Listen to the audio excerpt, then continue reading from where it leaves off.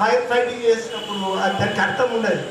కాబట్టి మనము ఈరోజు మన కన్నటువంటి తల్లిదండ్రులకు కూడా మనము ఒకసారి జ్ఞాపకం చేసుకొని మనం ఈ యొక్క డిపార్ట్మెంట్లకు వచ్చినామని అంటే ఇది అందరూ ఉద్యోగస్తులు ఉన్నారు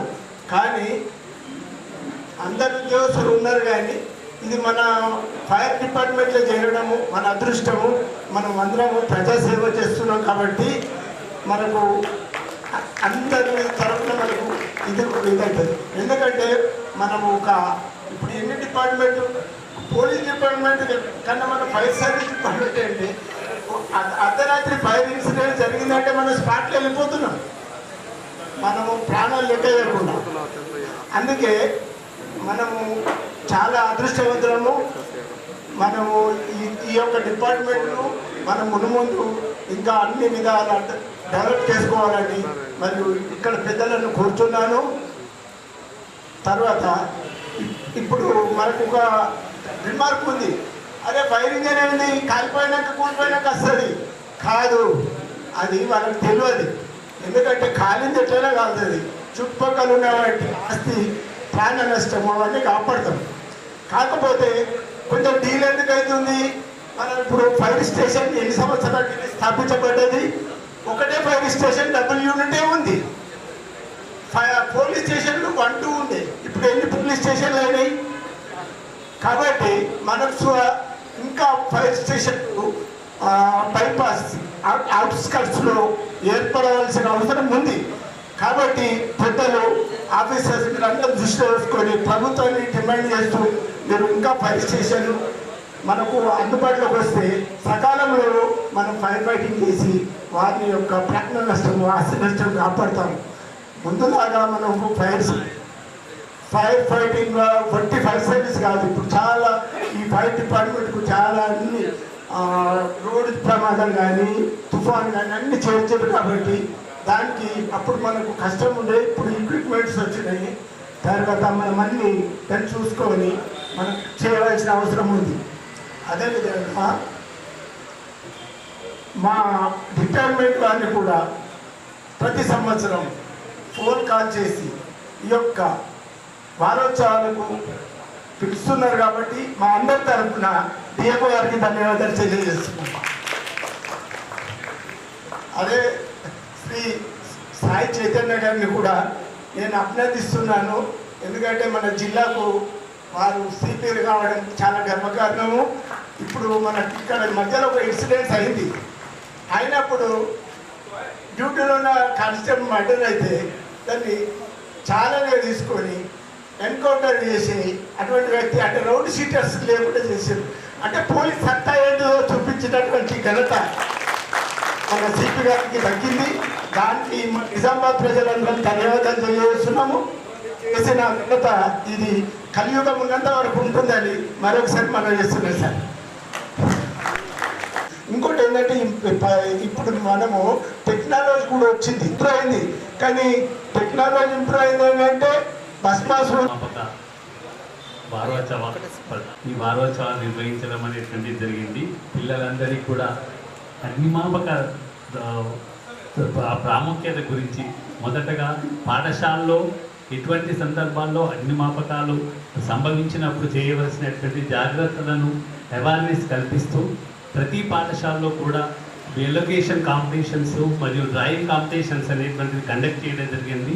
వాటి కండక్ట్ చేయడం ద్వారా మా పిల్లల్లో అవగాహన అనేటువంటిది అగ్నిమాపక ఇన్సిడెంట్లు అనేటువంటి సంభవించినప్పుడు ఏ విధమైనటువంటి జాగ్రత్తలు తీసుకోవాలి, ఏ విధంగా మనం ఎస్కేప్ కావాలనేటటువంటి భావన ప్రతి పిల్లల్లో ఉండేటటువంటి అవకాశం ఉంది. కాబట్టి ఇటువంటి వారోత్సవాలు సంపాదించినటువంటి అగ్నిమాపక సిబ్బందికి మరియు అగ్నిమాపక వారందరికీ కూడా ధన్యవాదాలు తెలియజేస్తున్నాను.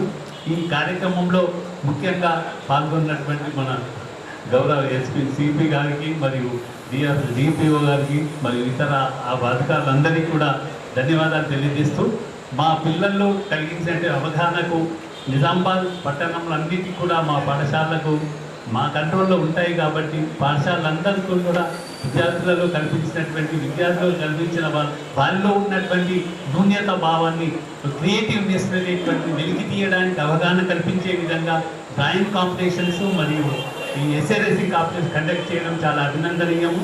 వారికి ప్రోత్సహించడం ద్వారా వారిలో అవగాహన కల్పించిందని తెలియజేస్తూ వారికి సందర్భంగా మరొకసారి ధన్యవాదాలు తెలియజేస్తున్నాను. Thank you. మాకు ఏంటంటే ఫ్లడ్స్లో చాలా మా సిపి గారి ఆధ్వర్యంలో సాయి చైతన్య సార్ దానిలో మేము చాలా కృషి చేశాము. వాడి అటు మా డిఎఫ్ సారు మేము దగ్గర చెట్లలో 656 గొర్రెలు, ఒక్క గొర్రె కూడా మిస్ కాకుండా మా టీం తీసింది. ఎస్డిఆర్ఎఫ్ టీం, నేను ఎస్డిఆర్ఎఫ్ టీం ఇన్ఛార్జ్ ఆఫీసర్ ఉమ్మడి డిస్ట్రిక్ట్. కాబట్టి ఒక్కటి కూడా ఎక్కడ కూడా మా డిఎఫ్ ఆదివారంలో కూడా మేము ఎక్కడ మిస్ కాకుండా చూసాము. 435 మందిని కూడా జనాలను కూడా బయటకు చూసాము. దగ్గర చెట్లు దుఃఖపరిచే బోధన దగ్గర కందకుర్తి ఇవన్నీ కూడా చాలా కోర్టులో చాలా వేసాము. ఇక సమయం లేనందువలన ధన్యవాదాలు. ఈరోజు మన అగ్నిమాపక వారోత్సవాల ముగింపు వేడుకకు ఇచ్చేసినటువంటి మన ముఖ్య అతిథి సిపి సార్ గారికి మరియు ఎస్ఎఫ్ఓలకు, సూపరింటెండెంట్, మిగతా రిటైర్డ్ సిబ్బంది మరియు సిబ్బంది అందరికీ నమస్కారాలు. యాక్చువల్గా మనకు సార్ కూడా సార్కు ఈ ఆతిథ్యం అనేది ఇచ్చారు. అదేవిధంగా మనకు పోయినసారికి యాక్చువల్గా నిజామాబాద్ జిల్లా అనేది ఒకప్పుడు డ్రై డిస్టిక్గా పేరు ఉంది యాక్చువల్గా. అలాంటిది మనకు పోయిన సంవత్సరము విపరీతమైన ఫ్లడ్స్ వచ్చి చాలా వరకు అప్పుడే మనకు ఎస్డిఆర్ఎఫ్ అనేది ఓపెనింగ్ అనేది చేశారు. ఎస్డిఆర్ఎఫ్ ఓపెనింగ్ చేసింది మనకు గౌరవ ముఖ్యమంత్రి గారు 6 డిసెంబర్ 2024 రోజును అధికారికంగా ప్రారంభించారు. ఈ ఎస్డిఆర్ఎఫ్లో ఫైర్ డిపార్ట్మెంటు ప్లస్ అదేవిధంగా బెటాలియన్స్ డిపార్ట్మెంట్ కలిపి ఎస్డిఆర్ఎఫ్గా ఫామ్ చేశారు. దీని యొక్క ముఖ్య ఉద్దేశం ఏంటంటే ప్రకృతి మరియు మానవ నిర్మిత విపత్తులను ఎదుర్కోవడంలో ఏ విధంగా అయితే నేషనల్లో మనకు ఎన్డీఆర్ఎఫ్ ఉందో అదేవిధంగా మనకు రాష్ట్రంలో ఎస్డిఆర్ఎఫ్ అనేది నెలకొల్పడం జరిగింది. దీంట్లో ఎవరైనా చిక్కుకున్న వ్యక్తులను కానీ లేకపోతే వాళ్ళ యొక్క ప్రాణాలని కాపాడడం అనేది మా యొక్క ముఖ్య ఉద్దేశం. అదేవిధంగా ఎస్డిఆర్ఎఫ్ సిబ్బంది కూడా ట్రైనింగ్ అనేది ఎన్డీఆర్ఎఫ్ ఆధ్వర్యంలో మాత్రమే ఇప్పుడు ప్రజెంట్ కూడా జరుగుతుంది సార్. ప్రతి ఒక్క బెటాలియన్ నుంచి కూడా కొంచెం 100 మందిని సెలెక్ట్ చేశారు. ప్లస్ మా దాంట్లో కూడా ప్రతి జిల్లా నుంచి మా దాంట్లో కొంచెం సిబ్బంది తక్కువ ఉండడం వల్ల మిగతా జిల్లాల నుంచి ప్రతి ఒక్క ఎన్డీఆర్ఎఫ్ ట్రైనింగ్ అనేది వెళ్తున్నాము. అదేవిధంగా మనకు నిజామాబాద్లో రెస్క్యూ ఆపరేషన్స్ ఆల్మోస్ట్ ఒక 14 చేశాము. సార్ గారి ఆధ్వర్యంలో ఫస్ట్ మనకు రెస్క్యూ ఆపరేషన్ సిర్నపల్లిలో ఇంద్రవాయి మండలంలో ఒక సిర్నపల్లి జలపాతంలో చిక్కున్న 3 వ్యక్తులని మన సిబ్బంది అతన్ని మన బోట్ సాయం కాపాడడం జరిగింది. రెస్క్యూ బిచ్చుత మండలం చెట్లు రెడ్డి కామారెడ్డి డిస్టిక్ కిందకి వస్తుంది. మనకు 3 గొర్రెల కాపర్లను, 1 పొలాల్లో చెప్పిన వ్యక్తులు, అదేవిధంగా 656 గొర్రెలను విత్ మన 4 బోట్ల సహాయంతో మొత్తం ఒక్క గొర్రె కూడా మిస్ కాకుండా కాపాడడం జరిగింది సార్. అదేవిధంగా మనకు ఆ రోజు మనకు సబ్ కలెక్టర్ కిరణ్ మేడం మరియు స్థానిక ఎమ్మెల్యే గారు కూడా మనకు అభినందించడం జరిగింది. తర్వాత మనకు రెస్క్యూ ఆపరేషన్ 3 ఎల్లారెడ్డి మండలంలో వరద నీటిలో చిక్కున్న 3 వ్యక్తుల్ని, దాన్ని బొగ్గుడిసి అంటాం, ఆ ప్లేస్లో కూడా 3ని మనము ఫ్లోయింగ్ వాటర్లో కాపాడడం జరిగింది సార్. దాని తర్వాత కామారెడ్డికి వెళ్ళినాం. హౌసింగ్ బోర్డ్ కాలనీలో ఒక 22 మందిని అక్కడి నుంచి మనము షిఫ్ట్ చేయడం జరిగింది. దాంతోపాటు మనకు వాడిలో ఒక 380 మందిని మనము ఆ విలేజ్ నుంచి వేరే విలేజ్కి పోలీస్ వారి సహాయంతో మనం షిఫ్ట్ చేయడం జరిగింది. ఎందుకంటే అప్పటికే వాడిలో ఫుల్గా వాటర్ వచ్చి నీటికి వెళ్ళిపోయినాయి, అంటే వాటర్ అన్నీ మునిగిపోయినాయి. అక్కడ ఉన్న ప్రజల్ని మాత్రం సేఫ్ సార్ సహాయంతో తీసుకొని జరిగినాయి. అదేవిధంగా కందకుర్తి గ్రామంలో ఒక స్వామీజీ ఆశ్రమం నుండి 8 మంది వ్యక్తులను మనం బోట్ సహాయంతో రాత్రి 10 గంటల టైంలో వాళ్ళు రమ్మన్నా ముందు, అంటే రెవెన్యూ డిపార్ట్మెంట్ కానీ పోలీస్ డిపార్ట్మెంట్ నుంచి ఎలాంటి ఇన్ఫర్మేషన్ పోయినా వాళ్ళు ఆ టైంకు రాలేరు. రాత్రి 10 గంటలకు వెళ్ళి ఆ 8 మంది వ్యక్తులను మన రెస్క్యూ బోట్తో వాళ్ళని సురక్షితంగా కాపాడడం జరిగింది. దాంతోపాటు హంగార్గా బోధన్ మండలంలో 378 మంది చిక్కున్న హంగార్గా మంది చూశారు. కానీ మనకు వెన్నట్టు ఉండి మనకు ఈ విధంగా మీరు ఈ విధంగా చేయండి, ఆ విధంగా చేయండి అని చెప్పి మనల్ని ప్రోత్సహించడం అనేది చాలా గొప్ప విషయము. అదేవిధంగా జాతీయ మనకు మన అగ్నిమాపక వారోత్సవాలు జరుపుకోవడానికి ముఖ్య కారణం మనకు ఏప్రిల్ 14, 1944లో జరిగిన ఒక ఇన్సిడెంట్. ఆ ఇన్సిడెంట్లో విక్టోరియా డాక్యార్డ్లో మనకు ఒక 66 మంది ఫైర్ సిబ్బంది మరియు ఒక 380 మంది సివిలియన్స్ చనిపోవడం జరిగింది.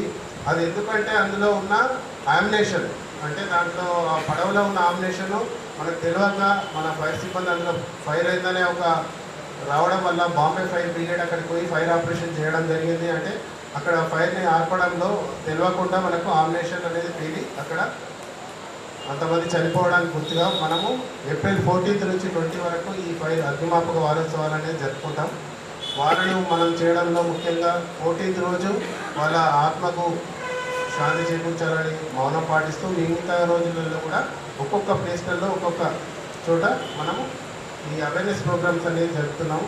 ఈ అవేర్నెస్ ప్రోగ్రామ్స్ ఆ రోజు కాకుండా మిగతా టైంలో కూడా మనము సోమవారం నుంచి గురువారం వరకు ప్రతి ఒక్క చోట చేయడం జరుగుతుంది సార్.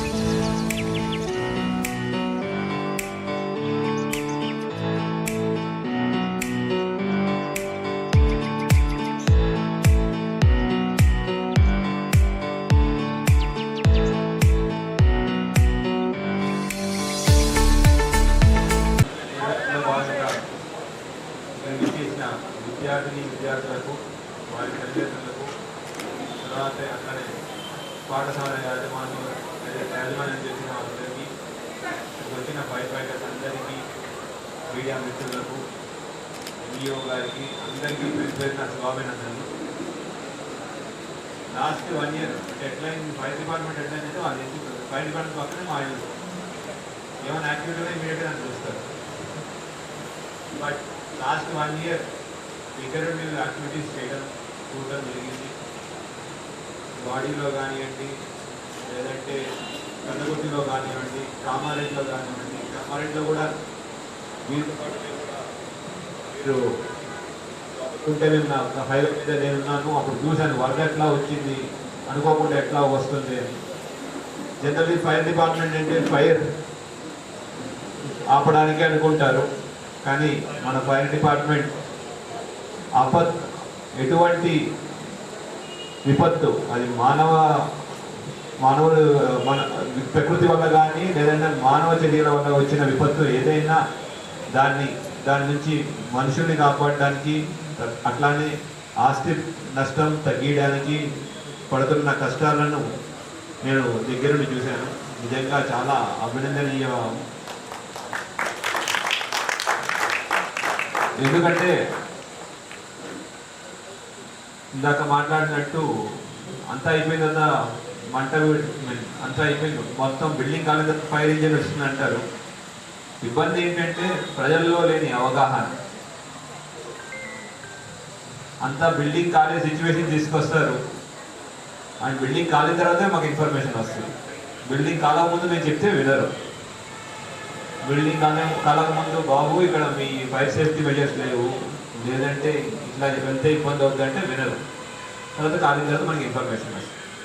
అటువంటి సిచ్యువేషన్లో వెళ్ళి వాళ్ళని రెస్పాండ్ అయ్యి తీసుకురావడం చాలా గొప్ప విషయం. ఎట్లా ఉంటుందంటే వరదల్లో సిన్నేపల్లిలో వాటర్ ఫాల్స్, సింగల్వాయిలో వాటర్ ఫాల్స్ దగ్గర ఎవరు లేదు, వీళ్ళు కొంతమంది యువకులు ఎవరు లేరని ఆ మత్తడి దగ్గరికి వెళ్ళడం, వర్షం పడితే దాంట్లో చిక్కుకోవడం, రాత్రిపూట అక్కడికి వెళ్ళకూడదని తెలిసినా కూడా వెళ్ళడం. అక్కడికి వెళ్ళిన తర్వాత మాకు డిస్ట్రెస్ కాల్స్ వస్తాయి. ఇమీడియట్గా లోకల్ పోలీస్ మా దగ్గర వాట్ ఎవర్ ఫెసిలిటీస్ ఉన్నా ఇమీడియట్గా ఫైర్ డిపార్ట్మెంట్ ఇన్ఫార్మ్ చేయడం, వాళ్ళు ఒక టీంని మొబిలైజ్ చేసి అక్కడికి తీసుకురావడం, వాళ్ళని సేఫ్గా తీసుకురావడం అనే పెద్ద వర్క్. రిస్కులతో కూడిన పని. వారి ప్రాణాలతో పాటు మా ఆఫీసర్స్ ప్రాణాలు కూడా దాంట్లో పోయే ఛాన్సెస్ ఉన్నాయి. అయినప్పటికీ అక్కడ రిస్క్తో కూడి అక్కడ దాకా వెళ్ళి వాళ్ళు కాపాడే ప్రయత్నం చేస్తాం. ఈ సందర్భంగా అందరికీ చెప్పేది ఏంటి అంటే, ఫైర్ కానివ్వండి, వరదలు కానివ్వండి, మిగతావన్నీ వరదలు వర్షం వచ్చి ప్రకృతి విపత్తి, కానీ వర్షంలో చిక్కుకోవడం చాలా వరకు మానవ తప్పిదాలు ఉంటాయి.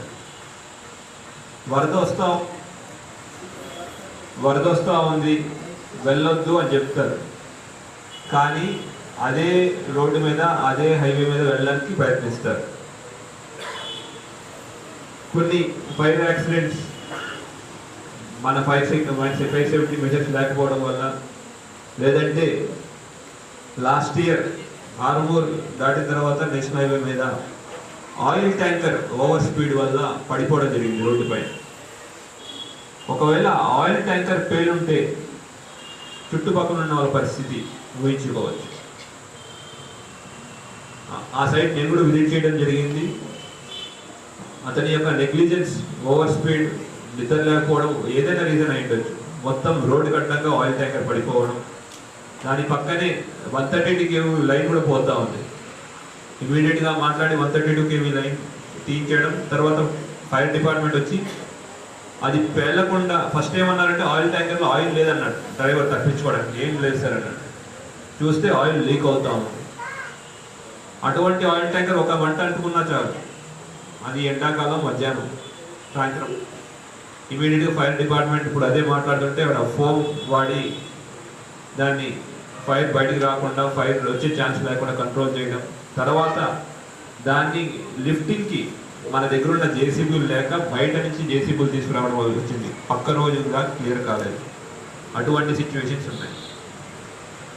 తర్వాత ఫైర్ డిపార్ట్మెంట్, మన నిజామాబాద్ ఫైర్ డిపార్ట్మెంట్ పనులు చెప్పుకోవాలంటే ఇంకా మనకి పోయిన సంవత్సరం వరదలు ఉంటే ఇక్కడి నుంచి మనం నిజామాబాద్లోనే కాకుండా రాష్ట్రంలో చాలా చోట్ల వరదలు ఉంటే ఇక్కడి నుంచి టీంలు పంపించడం, 4 రోజులు 15 రోజులు 4 రోజులు బయట ఉండడం, అక్కడ సేవ రెస్క్యూ చేయడం, ఇవన్నీ చేస్తున్నారు. సో ఇవన్నీ అభినందించాల్సిన సేవలు, అభినందిస్తున్నాం. కానీ అట్ ది సేమ్ టైం ఒక సివిలియన్ కింద మన బాధ్యత ఏంటి అనేది కూడా మనం కూర్చోవాలి, ఆలోచించాలి. సివిలియన్ కింద మనం ఎంత ప్రిపేర్డ్గా ఉన్నాం. ఒక ఫైర్ ఎక్కడ ఎవరికైనా యాక్సిడెంట్ అవ్వచ్చు, ఎవరికైనా ఏదైనా జరగవచ్చు. దానికి ప్రిపేర్డ్నెస్ ఎట్లా ఉంది అనేది మనం ఆలోచించాలి. ఎంతమంది తెలుసు, మీరు అందరూ నిజామాబాద్ వాస్తవం కదా, ఇక్కడ ఉన్న ఫైర్ డిపార్ట్మెంట్ ఒకవేళ వరద వచ్చి మీ ఇంటి మునిగిపోతే హై లైన్ ఎక్కడైతే మీకు ఎంతమంది తెలుసు? వరద వచ్చింది అనుకుందాం, ఎక్కడైనా రావచ్చు కదా. వరద వచ్చింది సడన్గా, ఇల్లు మునిగిపోయినాయి, నియరెస్ట్ పాయింట్ ఎక్కడికి వెళ్తాం? మీ బంధువులు ఎక్కడుందో కొనుక్కుంటూ అక్కడికి ఫోన్ చేస్తారు, అరే వరద లేకపోతే ఎక్కడికి వెళ్తాం అనుకుంటాం. వెళ్ళడానికి రూట్ ఏందని ఆలోచించారు ఎప్పుడైనా? లేదు. ఫైర్ యాక్సిడెంట్ బదులు ఎలక్ట్రిక్ షార్ట్ సర్క్యూట్ అయ్యింది ఇంట్లో, ఇమీడియట్గా ఎంసీబీ ఆఫ్ చేయాలా? ఎక్కడికి వెళ్ళి ఆఫ్ చేయాలి? ఎంసీబీ పిల్లలకి ఎంతమంది చూపించారు? ఇది మనం చిన్న చిన్న విషయాలు మనం చేయాల్సింది, మనం ఆలోచించాల్సిన విషయాలు. ఏమవుతుందంటే ఎవరికి ఏమి కానంతకాలం బాగానే ఉంటుంది, ఏదైనా అయితే ఇబ్బంది అవుతుంది. ఇది దీంట్లోనే కాదు, ఈవెన్ మా ట్రాఫిక్ రూల్స్లో కూడా అంతే. హెల్మెట్ పెట్టుకోనరా అని అంటాం. ఎంతమంది పెట్టుకుంటారు? ఏమంటే మనకి ఏమి కాదు. రోడ్ సేఫ్టీ లానే మీ ఫైర్ సేఫ్టీ కూడా మనకి ఏమి కాదు అనే ఒక అపోహ అంటే ఓకే, దేవుడి దయ వల్ల మనకి ఎవరికి ఏమి కాలేదు. ఒకవేళ అయితే ఎవరిని ప్రశ్నిస్తాం? అప్పుడు ఈజీగా చెప్పేది ఏంటంటే ప్రశ్న, ఫైర్ యాక్సిడెంట్ ఏంటంటే ఫైర్ డిపార్ట్మెంట్ లేట్ అవ్వడం వల్లే మా ప్రాపర్టీ అంతా కాలిపోయింది, వాళ్ళు తొందరగా వచ్చి కొంచెం ముందు ఉండేది. ఓకే, మా పని అదే, మేము వస్తాం. మీ పనిగా మీరు ఏం చేశారు అనేది మీరు క్వశ్చన్ చేసుకోవాలి. These are called duties. మన బాధ్యతలు ఏమి చేస్తున్నాం, ఏమి ఉన్నాయి, ఏమి చెయ్యాలి, ఇవన్నిటిని కూడా మనం ఒకసారి ఆలోచించాలి. దాని గురించి కష్టపడాలి. ఎంతసేపటికి నా హక్కులు అని మాట్లాడుతున్నాం, మన బాధ్యతలు ఏంటి, మన దేశం పట్ల మన బాధ్యతలు ఏంటి, మన కుటుంబం పట్ల మన బాధ్యతలు ఏంటి, మన యొక్క ప్రాపర్టీ పట్ల మన బాధ్యతలు ఏంటి, ఇవన్నీ తెలుసుకుని దానికి అనుగుణంగా మనం నడుచుకున్నామంటే చాలా వరకు మనం ఇన్సిడెంట్స్ని కంట్రోల్ చేస్తాం. సో అందరూ ఒకసారి కూర్చుని ఆలోచిస్తారని నేను మనస్ఫూర్తిగా కోరుకుంటాను. ఇది ఒక అవకాశం. ఒకసారి మనం కూర్చుని ఇంట్లో కూర్చుని ఆలోచించాలి. బయట వాళ్ళకి అవసరం లేదు, బయట వాళ్ళతో సంబంధం లేదు. మనం కూర్చుని ఈ రోజుని ఈ యొక్క ఎగ్జాంపుల్ తీసుకుని ఆలోచించాలని కోరుకుంటున్నాను. ఎందుకంటే ఇంతకుముందు మాట్లాడినట్టు ఇది డ్రై డిస్ట్రిక్ట్ ఒకప్పుడు, కానీ ప్రతి సంవత్సరం వరదలు చూశాను. ఈ సంవత్సరం కూడా వరదలు రాకపోవచ్చు.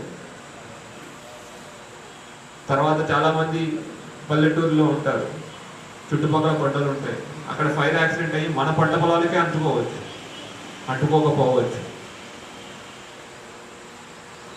ఇలాంటి వేరియస్ ఇన్సిడెంట్స్ని మనం ఆలోచించుకొని మనం ఏం చేయగలుగుతాం, వాట్ ఈస్ ది ప్రిపేర్డ్నెస్, అనేది as a school exercise, even school correspondents కొంతమంది ఉన్నారు, యాజ్ ఎ కమ్యూనిటీ ఎక్సర్సైజ్ మన యాజ్ ఎ గ్రూప్ యాక్టివిటీ మనం చేయొచ్చు. ఆ గ్రూప్ యాక్టివిటీ చేయడం వల్ల డిఫరెంట్ థాట్స్ రావచ్చు, డిఫరెంట్ సొల్యూషన్స్ రావచ్చు. సో అందరూ మన యొక్క ఫైర్ సేఫ్టీ బాధ్యతలు గుర్తుపెట్టుకుంటారని, అట్లానే ఇక్కడున్న ఫైర్ సేఫ్టీ ఎక్విప్మెంట్స్ కానీ ఏమన్నా అందరూ ఒకసారి చూసి దాని అకార్డింగ్లీ మన అవసరాన్ని ఎట్లా యూజ్ చేసుకోగలుగుతాం అనేది కూడా మనకి ఐడియా ఉంటుంది. చాలామందికి మీ స్కూల్లో ఫైర్ ఎక్స్టింగ్విషర్స్ ఉంటాయి, కానీ ఎంతమంది వాడడం తెలుసు అంటే తెలియదు. ఎంతమంది వాడడం తెలుసు పిల్లలకి స్కూల్లో ఫైర్ ఎక్స్టింగ్విషర్? తెలియదు. బికాస్ అది అంతా ఉంటుంది, స్కూల్లో ఉంటుంది, చూడడానికి అన్నీ ఉంటాయి, అవసరానికి వాడడం రాదు. యాక్చువల్లీ ఇది ఎక్కడ అవ్వలేదు. ములుగులో నేను ఏఎస్పీగా ఉన్నప్పుడు కాన్ఫరెన్స్ రూమ్లో అందరితో మీటింగ్ చేసుకుంటాం.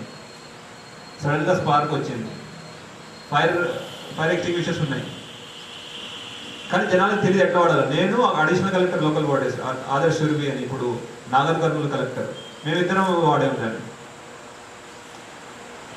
వాడటం తెలియదు, పిన్ లాగాలి, ప్రెస్ చేయాలి, ఇవన్నీ తెలియదు. మీ దగ్గర కూడా చాలా మంది దగ్గర ఉంటాయి, కానీ వాడటం తెలియదు. సో ఎట్లా వాడాలి అండ్ పర్టికులర్లీ పిల్లలకి ఎందుకు అంటున్నానంటే, మీకు ఆ ఇంట్రెస్ట్ ఉండాలి పిల్లలకి. ఎనీ ఎక్విప్మెంట్ చూస్తే ఎట్లా వాడాలి, ఏం చేయాలి, ఆ యొక్క interest is very important as a kid. ఆ ఇంట్రెస్ట్తో మీరు అన్నీ నేర్చుకోవాలి, తర్వాత కొత్త కొత్త విషయాలు ఆలోచించాలని.